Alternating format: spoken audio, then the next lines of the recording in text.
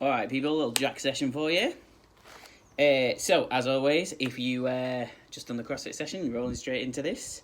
You're warm, you're ready to go, you're good. If not, I'm going to give you a little warm up to do. So you're going to do 5, 4, 3, 2, 1. You're going to do burpees and sit-ups. That'll get your heart raised, get you moving, get you ready to go. Once you've done that, we're going to move on to some glute bridges, but we're not just going to do normal glute bridges, we're going to do raised glute bridges, people. So, you need to grab yourself like a chair, or if you're lucky enough to have a couple of plates, which is what I've got here, you can do that, or you can just use your sofa or something like that, as long as it's a little bit raised off the floor for you to put your feet on. And what we're going to do with this is you're going to do 30 reps, then you're going to do a 30-second top hold, and then you're going to do 30 more reps, and that's going to be one set, and you're going to do 3 sets. The rest in between, I would take like 2 to 3 minutes. You're going to need it. What I really want you to focus on this is tilting that pelvis. So your pelvis is sort of like this most of the time when you're walking around and stuff. What we're trying to do for the purposes of glute bridges is tilt that pelvis up a little bit. Activate your glutes a little bit more, activate your hamstrings. So, like I said, trying to do 30 reps, 30-second hold, 30 reps. The 30 reps don't have to be particularly controlled. Like, we're not trying to do 3 seconds down or anything like that because it's 30 reps. But what I would like you to do is to not just go mental with it. Keep focusing on that pelvic twist. So, I'm going to sit your feet on whatever it is you've got. Lower back on the floor, and then you're going to raise them hips up to the sky again, focusing on that twist. Bring it down, back up. Again, this is a decent pace for your 30 reps. As soon as you get to that top hold, you're just going to hold it at the top. Don't let it sag. Try and push them hips up the whole time and twist them up. Once you've done your 30-second hold, straight back in on that 30 reps. The first rep after that hold is going to be hell, but get through it. Keep moving. 5 reps in, you'll feel alright again. So you've done your 30-second hold, your 30-second second set of reps. And you're going to take a rest, and you're going to do 3 sets of that, people. So it should fire up your hamstrings and your glutes. Like I said, the distance on your deficit isn't too important for this, as long as it's not like really high. You don't want it to be sort of box height or anything like that. If we were doing this in the gym, I'd just get you to stack up some plates, use them. Once we've done that, we're going to go into some tricep kickbacks. So we've never done these before, but we've done a lot of tricep work before, and it's very similar. So what you're going to do here is you're going to come into the position you would use for a bent over row. We've definitely all done bent over rows. It was on last week's program, so we should all be good with understanding kind of where we need to be for that bent over row. It's basically soft bend in the knee, nice, straight, strong back, and you're coming down into this bent over position. What I want you to do for these tricep kickbacks is pin that elbow into your side, and then you're going to get your dumbbell or whatever weight you've got. If it's a kettlebell, you can use that too.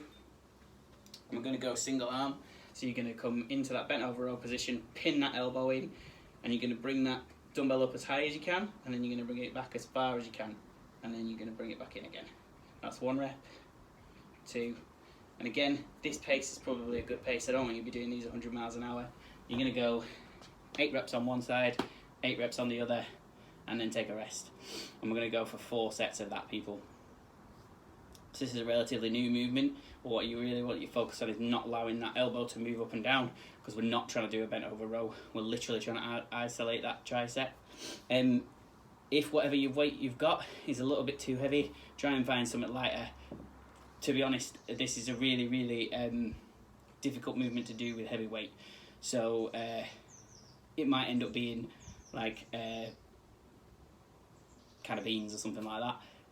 That's absolutely fine. There's enough reps there, and it's difficult enough movement to still elicit the response we want. Like I said, 4 rounds of that, so it's 8 reps either side, 16 reps total. But again, try and control it. Don't worry too much about like counting the ratio of eccentric and stuff like that. Just move slow and steady. Try not to treat it like a CrossFit workout. You're not going 100 miles an hour. Once we've done that, so 16 reps, 4 sets. Once we've done with that, we're going to do some rear delt and scat work. This will be a little bit different to what we've done before, but it's a really good accessory, especially for all those people who kind of are struggling with the overhead position or the shoulder mobility and stuff like that. It's really good to go through this. So what we're going to do here is we're going to be lying on our fronts. Whoa, dusty. With our heads facing the ground, and all you're going to do is bring your hands over your head, and then you're going to bring them back in and pinch your elbows together behind. The rest of your body is going to be entirely on the floor, so you're going to be facing the ground. The arms are going to come up, bring them out in front, bring them back slow and controlled, pinch them elbows in, and then go again. You're going to keep that going, rest when you need to, but you're going to try and do 100 reps. Don't want you to worry about doing 100 reps all at once. If that means sets of 10s to you, do sets of 10s. I want that pace. Nice, slow, controlled movement. You should feel this sort of firing up your upper back. If it's not, try and pull it back a little bit more. Try and engage that upper back, then rear delts and scaps. If you don't know what a rear delt is and a scap is, they're basically the muscles in your shoulder and your back. So your rear delt is here, and then your scap is right in the middle of your back. And what we're trying to do is work them through a range of motion so they're comfortable, and they're holding them shoulders back, and they're a little bit stronger. They're quite small muscles, but they do quite a big job. So working them through 100 reps is going to build them up, build a little bit of strength in them, and also you'll probably feel them burning a little bit, and you'll know what we mean when we say, oh, like pull them rear delts, scaps, stuff like that. Just be helpful to fire them up and know what they feel like. Other than that, people, that is you done.